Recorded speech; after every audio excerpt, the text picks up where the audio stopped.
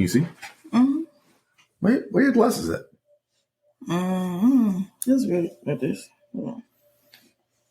Let me say wife. The little middle finger thing is up. It's not a middle finger. Oh, the ring finger thing is up. But it looks like a middle finger on the screen to me. That's why. Oh, okay. I got my questions on here. Look at the first question. Oh, okay, cool. You're not supposed to know these things, okay? Oh, we're recording already? Yeah. Oh, okay.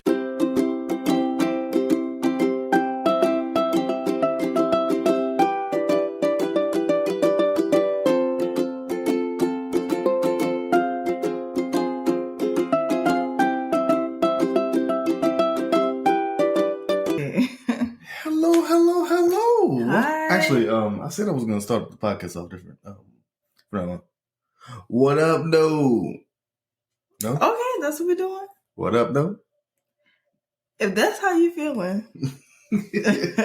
Welcome to another episode of Taking the Stage. Welcome back. I'm Steve Clevo, the math guy Steve. This is Paige Babe. Paige Babe.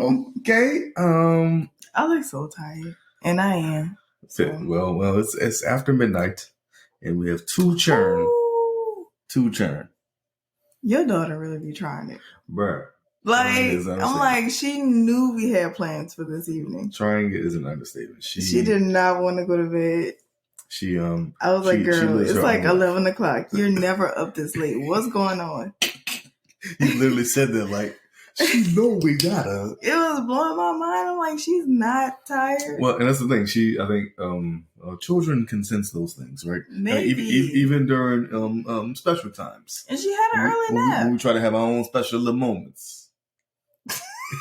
children can sense those too, okay? Yeah, that's I don't know why. I don't know how it is. Just they always get sensitive. Wow. Okay, so but how was your day, baby? It was good. I mean, it was okay. It was a long day, but we got through it. Another law school semester week started and completed. Mm-hmm. You know. The journey continues. This is your fourth semester now? Well, not in the summer. Okay, so third. No, wait. One, two, three. So fourth. Okay, yes. There we go. Okay. I don't have too many left. So. Yeah.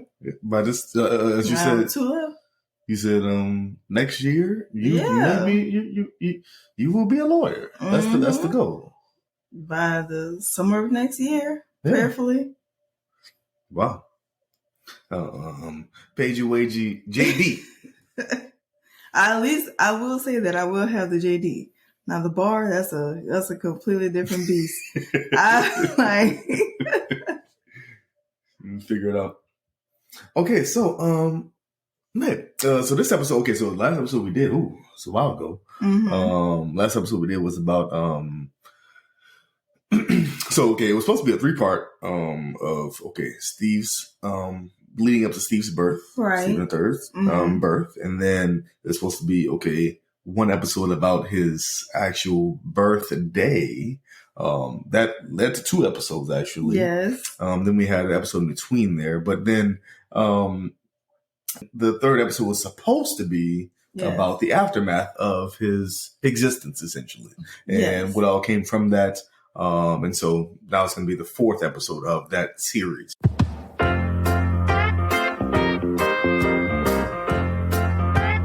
Mm-hmm. How I feel having a second child? How does that work? Not as nervous as I felt leading up to it. What you mean nervous? What does that mean? How did you feel leading up to it? Like how that? You want me to start at the beginning right now? Sure. Start from well, we remember. So we were moving to a different city. Yes. And we just had so much stuff going on. Like I was first starting law school. We were moving. Like we had a lot going on. So it was, all of that is always a stressful situation. We have a 1-year-old And she wasn't even one at the time. So are you starting from when he was first birthed? No. You're talking going about from you asked conceived. Me, no. Okay. Why would I talk about that? No, I mean I'm talking. Okay, what? Let the people know where. The test part. So this Paige. Is December. Okay. You said the test. I'm thinking about the test for law school. Okay. No. You're talking about from when we found out about him. Yeah, because you asked me how I feel. We've had a whole episode about that. But go ahead. You asked me how I feel about having 2 children. I was going back. Okay, so you're rewinding. When I realized we were about to have 2 children. Well, I want to know. They want to know. Okay, all right. But from that moment, I was just like, oh my goodness, we're about to have kids, plural. And I just remember looking at the pregnancy test, like, mind you, it was the most expensive one. We just randomly had an extra one. And I remember you said, well, you've been acting kind of weird. You sure you want to take a test? I'm like, boy, I have so much stuff going on. Like, get out of my face. Like, you don't know what you're talking about. Like, let me just take this little test. And this said pregnant. And I was like, ooh, we're about to have kids. And I don't know. I spent the majority of the time I don't want to say nervous, but it kind of was like that. It was just the fear of the unknown and wanting to make sure that I was doing everything that I could do to make everything run as smoothly as it could, because we were also going through so many different changes with, career changes. We were moving, and then a baby. It's just, there are a lot of like moving parts. Mm-hmm. And so you can't really, the focus was a little bit different from, what it was with Mel, when it was just easy for us to just hone in on her and her progression and growth and just taking care of me while pregnant, and then COVID and like all of that happening. So it was just a lot, but we're here. So, so let's rewind a bit. Okay. So I think maybe the last, I couldn't remember the last thing we said on the last episode, but the last few things that we talked about was about his actual birth date, and then how that changed us, and how that, with being in the hospital for 13 days. 2 weeks, and just how that, maneuver. But from that step, like bringing him home, and then, okay, now he's here with us, with us two, and then Mel, him, and how that dynamic worked, or how did that, I guess, what did you see any changes with her, with you, with us four? Like, how did that play? I think that him coming home was a beautiful experience for me, because I saw Mel being super excited to have a sibling. I don't think she really grasped, everything that was going on during that time. And so it was hard, like, making sure that I was a fully present parent for her, while also, going through all of the emotions of having a child in the hospital, like, for that long, like, you're not with them, and like your body is like doing all these different things, like as if you have the baby with you, and he's not here. And so when he came home, I just felt whole. I felt like we were whole, as a unit. We just felt, well, to me, it felt complete. Like, this is what it was supposed to be. Yeah. And so it wasn't like, I don't know, like, when you're a new parent, like, things come naturally to you. Yeah. It's not like you're just this like robot who you have to like teach to do every little single part. Like, I mean, you're just learning as you go. Mm-hmm. And so you kind of like, you know, get in where you fit and you make things work where they need to work. Yeah. There's like an ebb and flow to everything. And so that's to that point, because you, earlier this week, I guess, so tangent, very, very tangent. But, you said that, you had never seen, so oftentimes when I have to put Stephen to sleep, it's because either you're sleeping or you're in school or you're doing something, right? And so you had never seen me put him to sleep. Yeah. And it kind of, you know, that was so tug at your little it did. Because I was like, I've never experienced like me sitting there and you like rocking him to sleep and him actually falling asleep. Right. And then you like going to put him down and like down for his nap and things like that. Yeah. But it's to your point is that I didn't know that I was like doing that. It's just you have to do it with it'd be the necessary. Small things. Yeah. And so like even today, like first of all, this boy he wasn't NICU, but that boy's big. He's huge. And very strong. Especially compared to us. We're not petite people, but we're small. We're for sure small. And he's the same size as Mel. Yeah. And Mel is almost 3 years old. Yeah, like tug of war and stuff. And he's moving tables and tossing things over. I'm like, dude, you're like 6 months. He's during the Mel size. It's ridiculous. But anyway, so I had to rock him to sleep.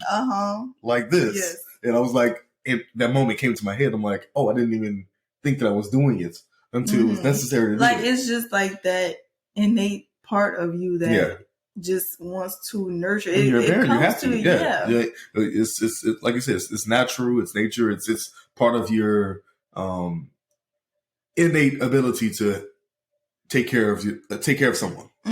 So whatever it is, and it's your child, so of course you're going to do so. And so but yeah, no, I was just wondering how you felt about, so now that we're on. Well, I will say, you know, in having two of them, I don't want to answer one of your questions. Okay, so keep on. Okay. Just go with it. What were you about to say? Because I have plenty. Go ahead. With having two of them, Mel and, specifically, not just two children. Yes. Melody and Stephen, because those are very different humans so far as we know. 6 months in, 6+ months in, those are very different humans. Right. With having two of them, I will say that, you know, moment of transparency, sometimes I do feel like a little guilty, I guess, because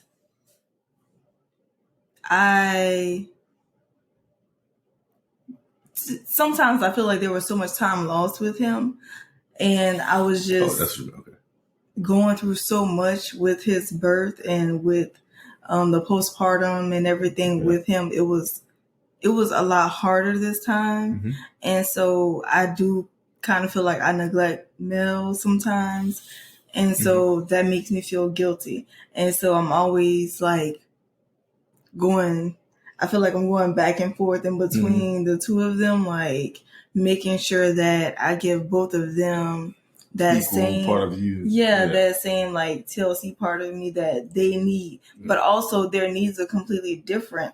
So, you know, on one hand, where I can just like sit down and feed him and like, you know, we'll smile and he'll coo and, you know, love on me a little bit. Whereas Mel, she's like, Mommy, get up, come dance. And like, she wants me to get up and come dance and like sing and do different things with her. And I'm just like so tired, but you know, still trying to make sure I make that time and to also understand that I'm human and that sometimes I do kind of need a break. That part. Yes. And to not get, you know, irritated because I'm like, yeah, I'm older than you, but the same way that you at 2 get cranky when you're tired, I get cranky when I'm tired too. Like, so, you know, just finding that balance and just my goal is always to be the best person I can be in front of them. and with them because I don't want them to see me.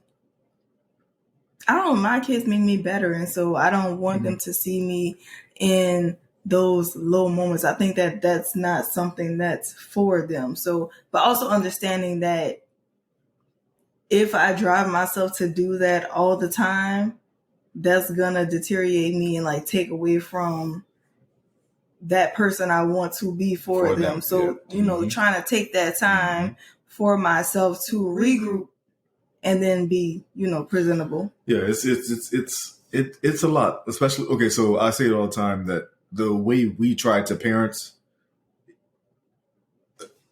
specifically attention-wise, right? When we're trying to give so much to them and try to give all of ourselves to them, it's draining. And literally, like, I mean, for you specifically, when you're feeding one while the other one's on your back, right? While I'm in class, I read cases like while you're studying for law school, right? It can be draining, or it is draining, and so we have to be careful, like you said, with that part of it, that we have to there's a fine line between, okay, giving your all and then you can't give actually you anymore. Yeah. Because you're not truly yourself unless you get some time for yourself.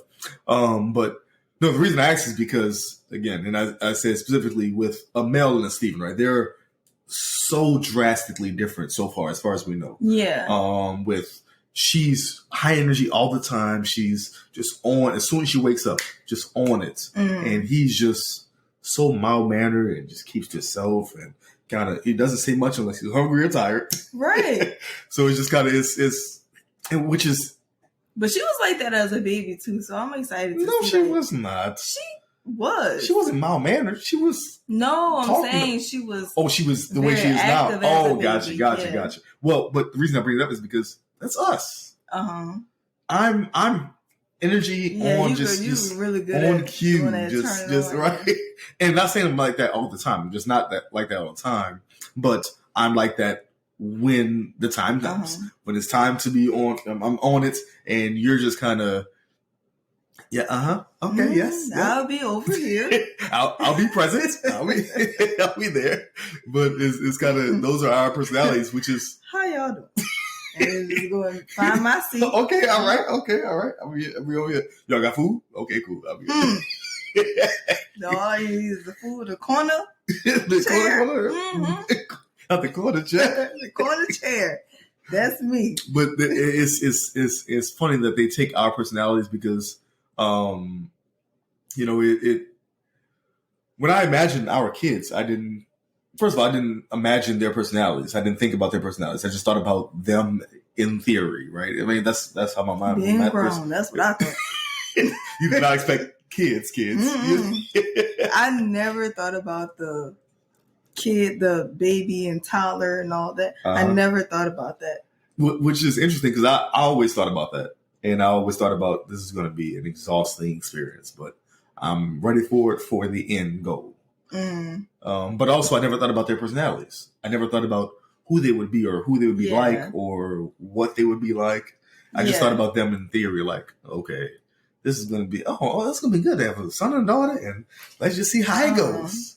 And then now that I see their personalities forming, it's just... That's the word right there. Like, when you can see their personalities forming, that makes... Well, for me, that's what I mean when I say my kids make me better. Because when you can see how your actions and your reactions and how you deal with them and the activities you do with them and the things you teach them, like when you see all of that in them, just coming, that makes you like really think twice about how you deal with them and what you want them to see. So I'm like, I don't want my kids to see us like arguing. I don't want our kids to see us like fighting. I don't want my kids to see me upset or like, you know, angry. I mean, of course, realistically, we're human. They'll have to see some sort of things like that. But I don't want that to be their norm. I don't want them to be like afraid of me. I don't want them to be afraid to speak. Or the reason I'm smiling is because, okay, full transparency. What? So, I prefer my children to say underwear. Okay? All right? Underwear. Panties, not too much, but at least panties is, but at least underwear. Steven, come on now. I say it sometimes. Where your drawers at? And Mel says, no drawers. No drawers. No draw. Okay, we need her not to say drawers. Okay. He said, oh, Paw Patrol drawers right there. I was like, okay.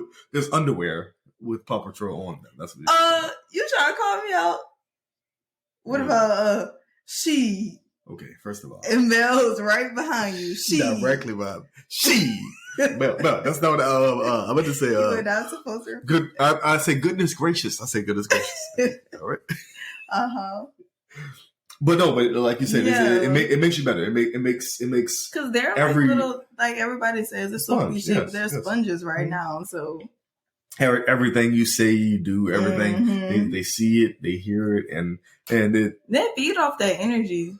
So. Well, but also, especially because so it's not just that we want to be careful about what we say and do around them, but it's more because we care about those things, right? So yes. Some people just don't. Some people just like, but I can just reteach them or relearn them or erase that thought or the idea from their head. But when they're 2 years old, you can't undo those things from when they're 2. And so we care about, the growth of their mind at this age, even such. Yeah, and some people just have that mindset of like, they're just kids, so what? Which is like wild to me that people think like that. And some, and I feel like, but you're talking about your kids, right? And that's no shade to them. It's just kind of, but people just and that's not how we are. Let's put it like that. We can recognize that is an important. This is an important stage, even as kids. That matters. Those things matter, right? How do you think Mel is as a sister? I think she's a great sister. I think sometimes she can like overshoot it a little bit. She thinks she's the mama sometimes, but she thinks she's the grandma at times. I think she is great as a sister. Like whenever, like I've seen her jump up today. He was taking his nap in the bedroom, and she jumped up and was like, "Oh no, brother crying!" Like when he woke up, he was crying, and so she said, "Oh no, brother crying!" And so she ran to the bedroom and was trying to help and things like that. She's very helpful. She always wants to give him a bath. She wants to wash his hair. She wants to change his blanket and sleep. She want to give him a blanket. I'm like, bro. We said the N-word on him? Yes, bitch. Well, at least I do. You got it. I didn't know because you always get on me about some of the things that I see, but I was just asking. I was double checking. Trigger, please. Okay. But she loves reprimanding him. I think that's her favorite pastime. No, brother, no. And she just repeats the reprimands that we've given her. Yeah. No, poo-poo in the toilet, not in your pamper. Yes, sir. Poo-poo in the toilet, not in your pamper. Yeah, it's so funny. A stinky booty. Ooh, stinky booty. But I love that, kind of like Lil Shane does. He reads to Third all the time. Yes. He reads scriptures to him. And Mel will sing to him all the time. So, most of all the songs that she knows are the songs that we sing at church. So she sings to him all the time. She prays over him. She, I don't know. She's a great big sister. To me, she is. Yeah. Yeah, I concur. I think we talked about this the other day. I think her goal. Okay, so she's a lot as a person, but her goal is always to help. That's the crazy part. It's always trying to just give of herself. Yeah, like you said, it can be a lot. Also, it can be not necessarily at the right time. Or right. She doesn't know any better. She's 2. Yeah, she's only 2, but she's advanced for 2. Yes. So you have to remind yourself constantly, like, mm-hmm. okay, she's only 2. Yeah. So yeah. But she's always trying to give, and so as a big sister, she's amazing. She just because she's trying to give it herself in the first place. So like I tell you all the time, as soon as she wakes up, first thing she thinks of is, or even on like if we FaceTime to somebody, she like, hey, look at brother. Look at brother. Like, girl, that is not FaceTime. We like it's a regular call. So, but she's always trying to give of herself or give to the next, I guess. Yeah. Show off she the next. She definitely thinks about others. Mm-hmm. Yeah. Okay. So,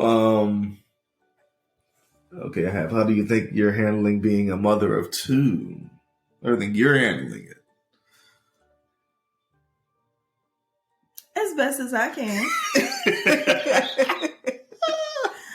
I think I kind of covered it a little bit earlier. It's just making sure that I'm always conscious of taking care of myself so that I can be present for, not just them 2, but also you as well. I'll be here. I'll be all right. But that's not acceptable for me. That's not me. So it's, not even making sure that I have time for myself, but just making sure that I keep that like mental capacity open and not allow myself to become overwhelmed. I think that if you catch things like early enough, it allows you that freedom to like really work through it.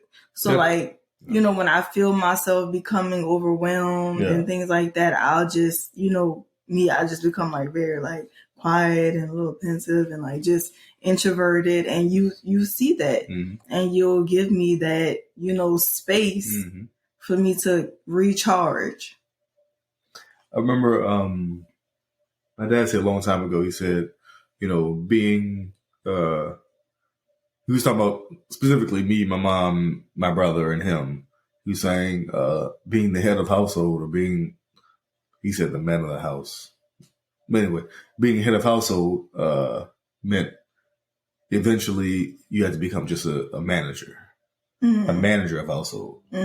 And meaning that you had to make sure you know how to coordinate everybody's. At this time we were grown, so like schedules and personalities and those things. But I think the growth part of the generation is that at this age or at this time, we know now, okay, it's a part of being parents is managing. Okay, well, yourself, your husband, your wife, your kids, each of them are different, and being able to construct, how it's supposed to go and coordinate perfectly or as perfect as possible, like you said. So yeah, I get it. That there was this video, I sent it to you on Instagram today. This man stopped this lady, like she was struggling, like trying to, I guess, wrangle her kids or whatever. And he was like, I just want to let you know that you're doing an exceptional job because the job of a mom is the black dude, white lady. Yeah. Oh, that became viral a few. And he was like, yeah, because you have to like manage. You gotta set doctor's appointments. You gotta brush teeth and potty train. I was like, you do have to do all that. You're right. Over here, cries McGee over here. Wait, and like my wrist had just popped again for the second time today. I was like, I got out of class. I had to wash dishes. I folded clothes. I had to clean. Not to say you haven't done anything. You have been doing an exceptional job. I've been doing a great job. Hold on a second. I said exceptional. That's a better word than great. Come on now. All right. I'll take it.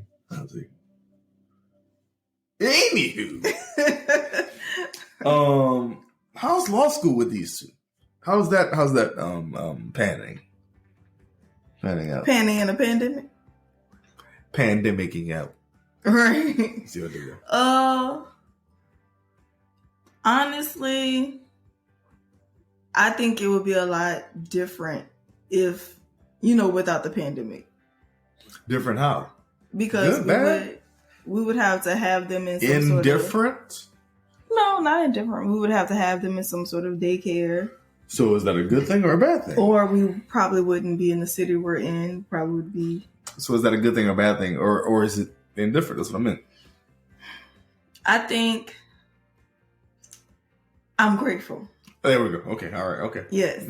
Grateful that Choose I'm your words able to, wisely. right. I'm able to take care of my kids, continue on with my studies, and to just progress. Yeah. And I think even more so, I think it'd be not only different, but it would be. I don't think that you would get the fulfillment of being a new mother of two if you were not at home. I was talking to Janae about this like a couple weeks ago. It's like we were both talking about our experiences with like kind of working from home, but still like not really being present. Mm-hmm. And you still do have that mom guilt. Like, when I hear my kids crying, or even if I hear them laughing, or just knowing that they're here just on the other side of the door, I want to be with them. And so sometimes it does cross my mind, like, maybe I should just go to campus. Yeah. And maybe it'll be a little bit easier on them and me because they know I'm here. Well, she comes and she knocks and she tries to come in, and like me, I'm like, maybe it would be just easier on like emotionally psyche, easier. Yeah. Okay. Yeah. Okay. Gotcha. Okay. Than being here. So sometimes it does cross my mind. In the long run, would it be though? Like, would you be like, oh yeah, but I in the first couple of years first year of his life, I wasn't as present as I could because I was in law school. Like, would that play in the long run? Or I'm asking legit. I'm not like being sarcastic. I'm asking like legit. Like, or would you say, well, at least I was like there every day, like right there in the other room. See what I'm saying? Mm-hmm. I'm just curious because I don't know. Or have you thought about those things as well? The other side of that. It depends on the day you ask me. Very valid. Like, very valid. Towards the middle, end of semester, around finals and stuff, I'm just like, I don't need to be here. It's so much harder to get things done. Oh yeah. While I'm here. Gotcha. Yes. Than if I wasn't. Yeah. And so, and also sometimes I'm like, girl, why would you just like, you could have just continued to try to like climb the corporate ladder and have 8 hours of your day free from Mel singing songs all day. Listen. She sings from like the time she wakes up. What she's talking about is, so when I was a kid, my mom would make songs of anything that we needed to know. And so I would love to sing those, or she would just make like random little. Now my mom is not a songstress or a singer by any means. You ain't gonna do DeQuisha. I said, hold on. I didn't say she couldn't sing. I didn't say she could either. She's a great soprano. Neither here nor there. So, but she would make songs of anything. And so I would always just randomly do the same. So in raising Mel, whenever there was something I would, think about, or something that I know she needs to do, or something like, taking a bath or whatever, I'll just make a jingle out of it, essentially. Mm-hmm. Mel does that with everything now. Like the other day, jingles, she did a rendition of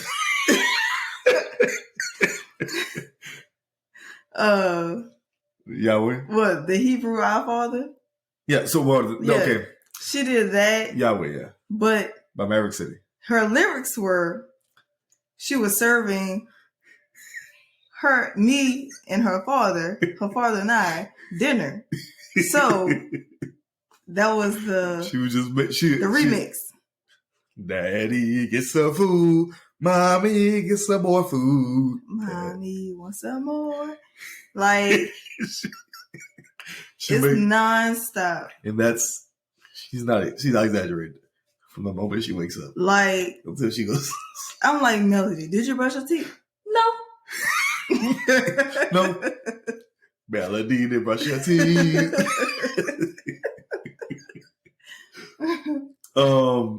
Okay, so How do you think I'm handling fatherhood of 2?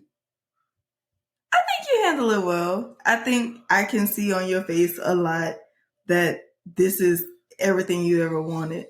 And then also sometimes I can see the overwhelming exhaustion. You know that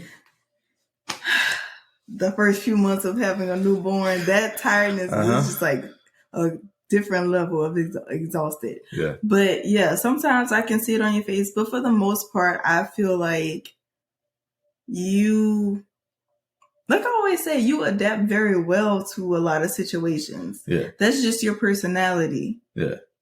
And when it becomes too much, you know how to, like, I guess, take that time, like, or not even take the time, but you know how to shift very easily. Yeah.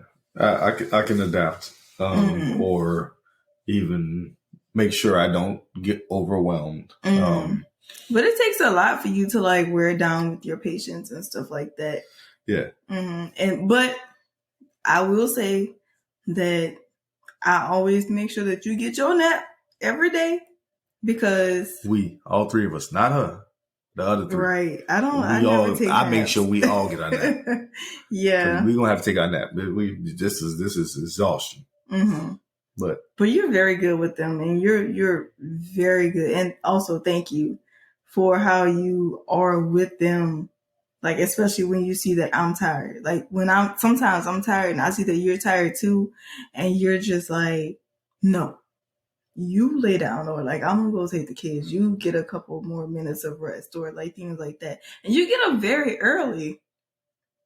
So in my mind, I'm like, oh, maybe that's his time. That's his personal time. That will be personal time. It's last one sleep, first one awake. Is early bird catch the worm type of thing. That's why I need my nap. But but no, it's more of I know what needs to be done first or late at night, first thing in the morning. So I try to get it done, and especially during this past couple weeks when we've been inside.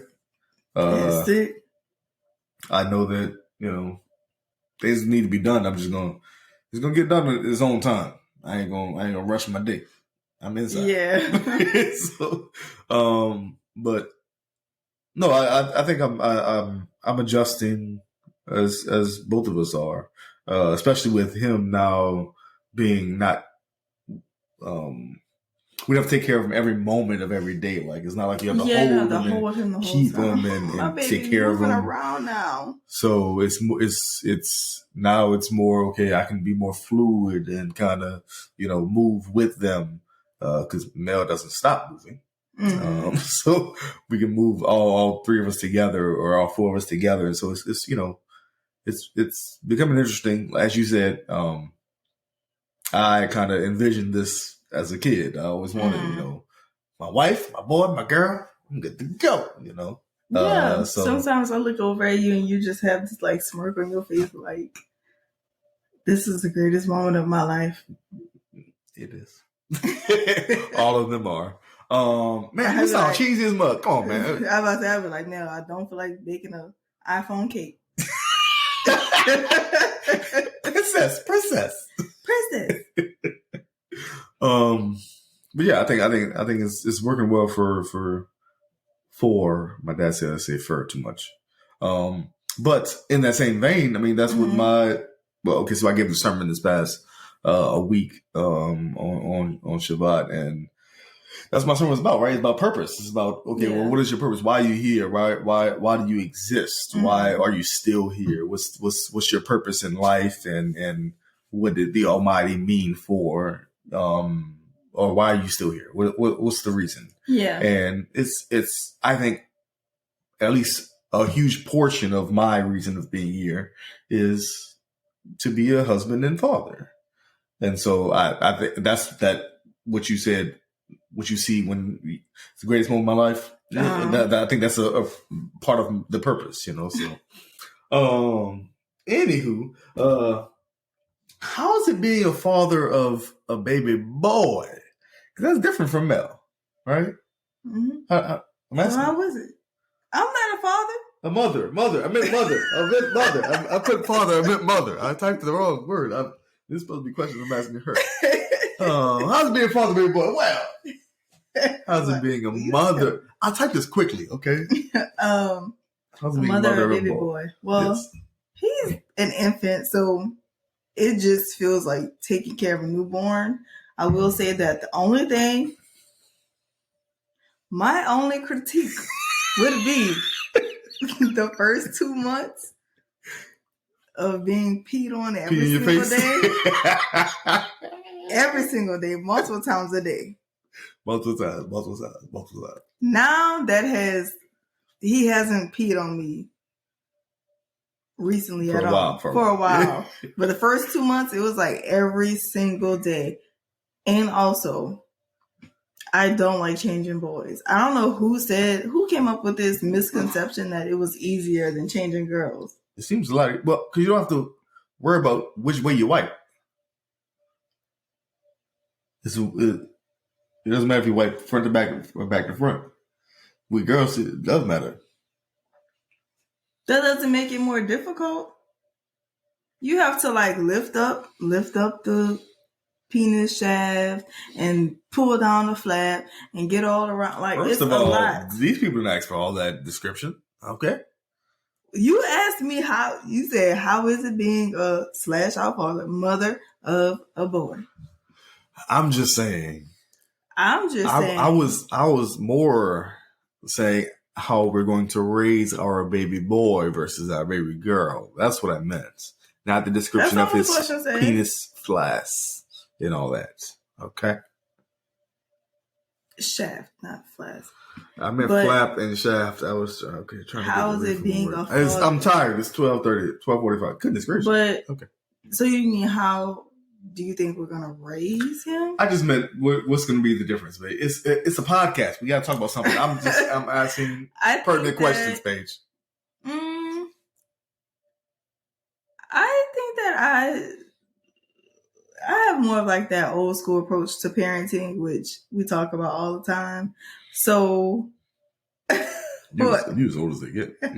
You are. But I think 31 going on school. 71. Hold up now. I'm 29. What you talking about? 31 going on 71. Bro. But I do think that in raising them both, especially because they're close in age, I'll be probably instilling a lot of similar values into them. Yeah. And so, like I always say, I'm not raising a mama's boy. Why you have to go like this, though? Because I am serious about that. Why you had to boss up on my dude, though? You had to boss up on my son. I want both of my kids.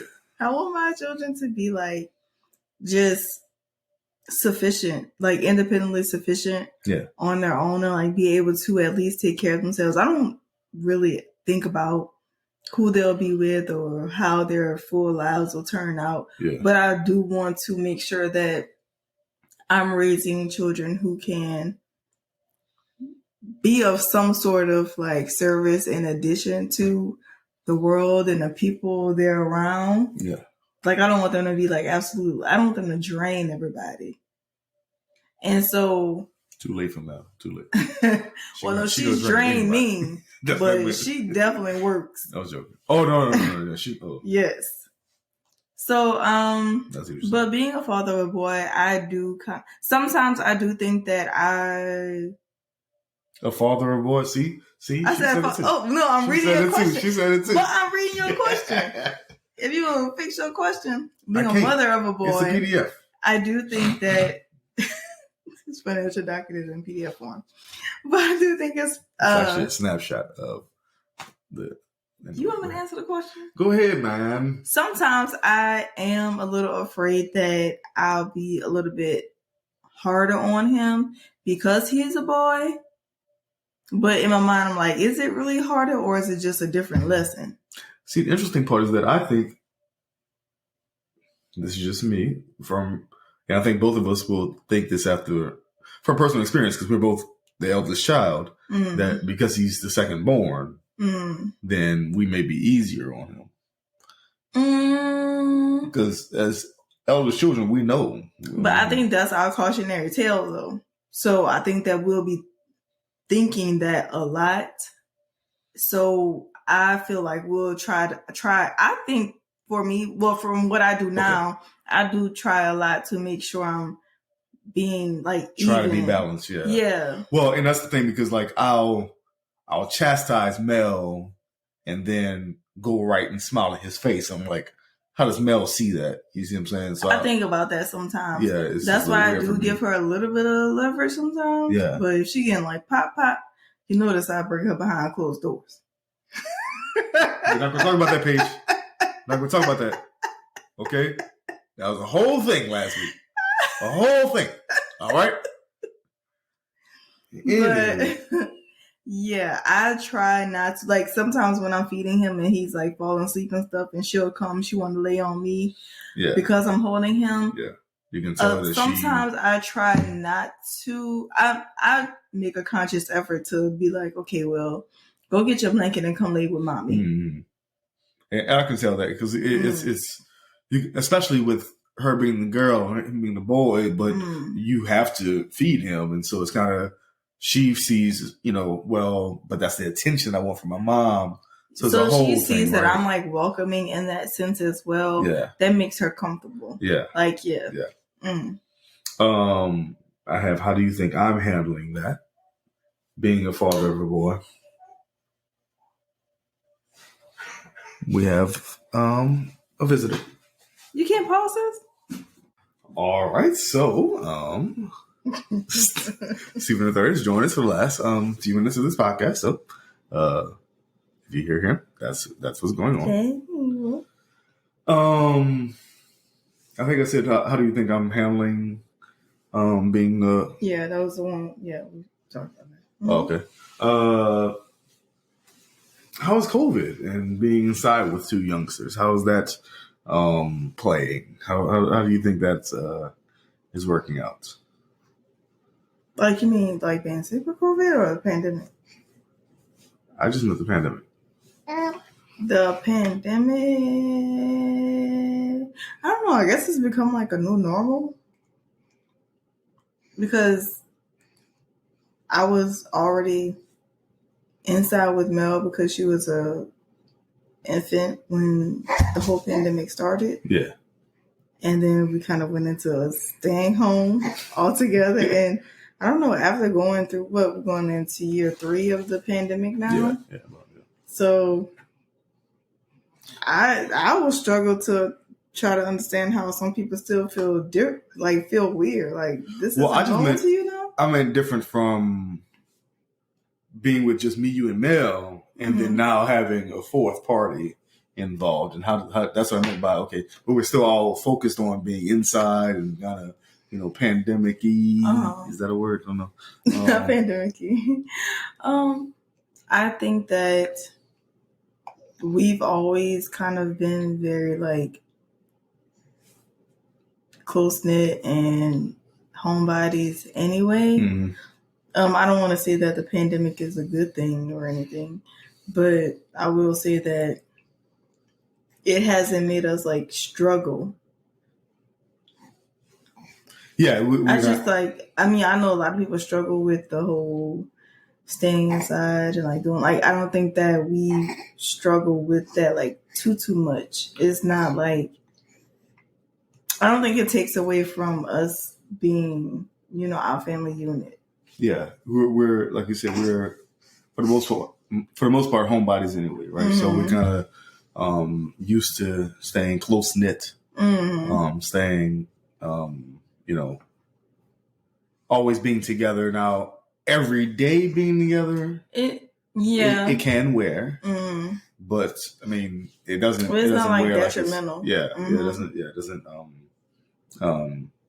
Our family unit is pretty. That's how we always planned it anyway, right? That's how we always that's how we've been. I mean, been together for 13 years, so it's always us.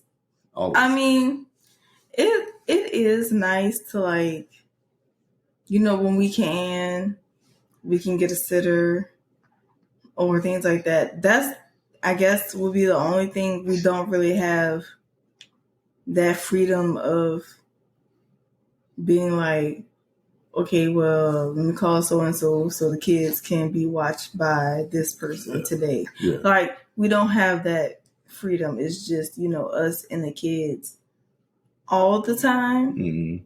And we kind of have to carve out time for us. That's what it is. It's more of, literally right now, we're doing this podcast and we try to carve out time. Yeah. We still. It's like either we have to like wake up very early or stay up late or like whisper during their naps, like things like that. But outside of that, I guess it's fine. But that's not really due to COVID. I think that's just us being out of the range of like our villages, out of big cities, and like the refuge and stuff like that. So. All right, last thing. So we go to church every week, often. Well, not the past 2 weeks because COVID stuff. Okay. But how is church with them two? How do you think church has been with two of them, not just Mel? Because Mel is already a lot, right? Mm-hmm. Mel, at church, she's active. Let's go with that. That's a proper way to say it. But now with him along with it, how do you think church goes for you? How's the being at church experience when we have church? It is a huge relief because from the moment we touch down on the property, soon as I step foot out of the car, I'm like, take these kids, bring him to me when he's hungry, and that's it. Like, that's really the only time we get reprieve from like being on mommy duty all the time. Yes. Okay. And I love that it's like not even us asking somebody to oh that hurt, boy. It's not even us like asking somebody to take them. Mm-hmm. It's more like everyone like, oh my goodness, let me hold him. Like the girls being like, oh, let me get there, let me take care of him. And I'm like, okay. Or Mel playing with her cousins, like getting that time in, and Nunu and Mimi, Nana Fall, T-Shaw Ween, PP, yeah. Like she is all over the place. She's always so excited to see everyone, and so I just love that that's home for them, mm-hmm. and also that I get a breather. Yeah. Me and Nene get to catch up sometimes. Yeah, it's and what I meant. Okay, so reason I asked is because like first of all, when it was just her, we were at a different place, right? We were at 2810. It was a whole different. Yeah, we would have to go and come back. Vibe, so it different, yeah. As much time. Oh, you yawning on the potty again? I'm sorry. See what I'm saying? It's so late. Ain't like it's 1:09 in the morning or nothing, right? Like I've been up since like 5 o'clock. But the reason I asked is because it's been a whole with when we only had her, it was a whole different experience to what we have now, and so now having both of them, even though it's two, it seems a little bit different, right? It's like I get time for like my brain to rest. Yeah, like I get time to like think.